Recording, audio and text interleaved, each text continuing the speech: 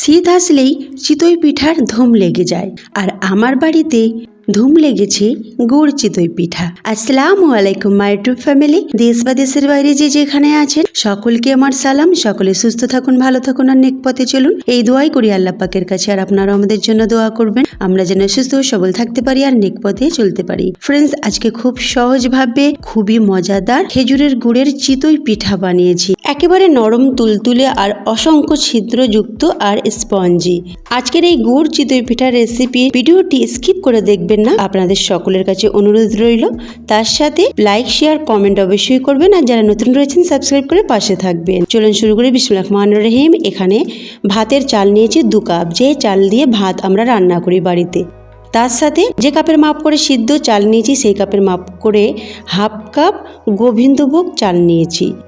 একটা দারুণ সুঘ্রাণ আসার জন্য নিয়েছি, আপনারা চাইলে স্কিপ করতে পারেন। সারা রাত 2 রকম চাল আমি ভিজিয়ে রেখেছিলাম, তারপরে একসঙ্গে মিশিয়ে এটাকে পিষে নেব।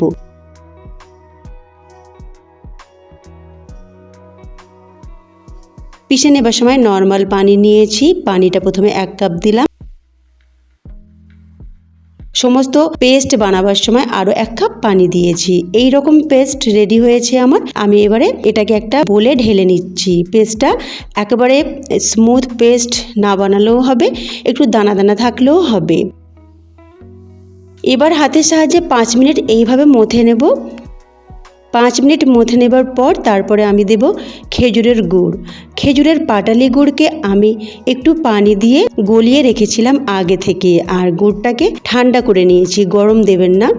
ঠান্ডা গুড় 1 কাপ প্রথমে দিয়ে দিলাম, তারপরে আরও 1 কাপ দেব।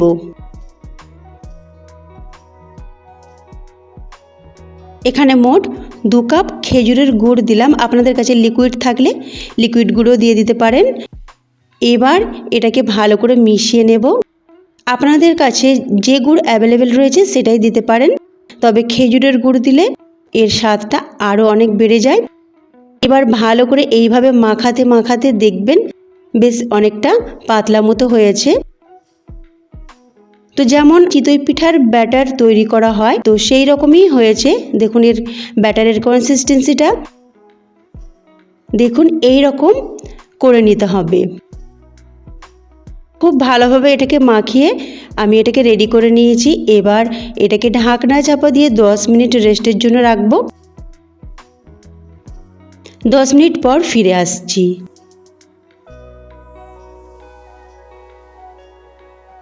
তার আগে আমি আপনাদেরকে চামচ দিয়ে একটু দেখিয়ে দিচ্ছি ব্যাটারের কনসিস্টেন্সিটা কেমন হয়েছে।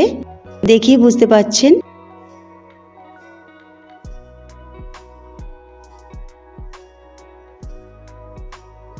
এবার এটাকে ঢাকনা চাপা দিয়ে 10 মিনিট রেস্টের জন্য রাখলাম। 10 মিনিট পর ফিরে এলাম, আবার এটাকে একটু নাড়াচাড়া করে নিলাম।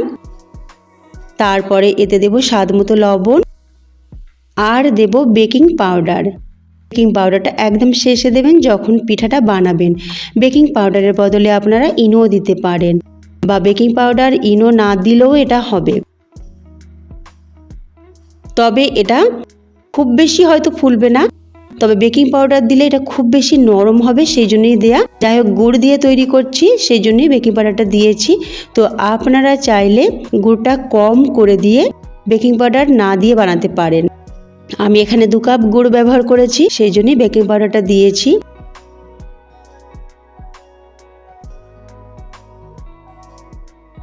এবার আমি ব্যাটারের কনসিস্টেন্সিটা আপনাদেরকে দেখিয়ে দিলাম। চামচের পিছন দিকটা একটু দাগ টেনে এবার আমি চলে যাচ্ছি গ্যাসের কাছে।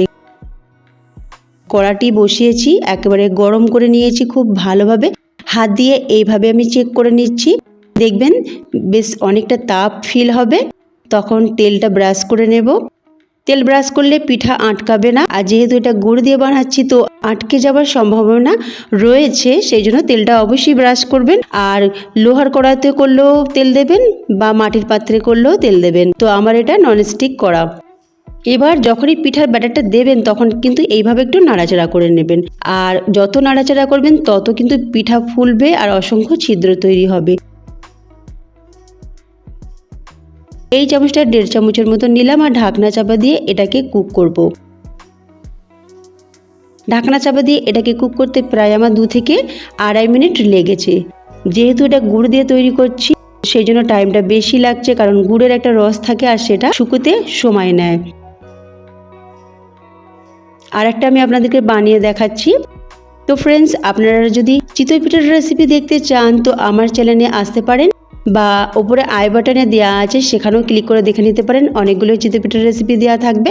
ইনো, বেকিং সোডা আর বেকিং পাউডার ছাড়াই আমি বানিয়েছি কেমন করে সেটাও রয়েছে।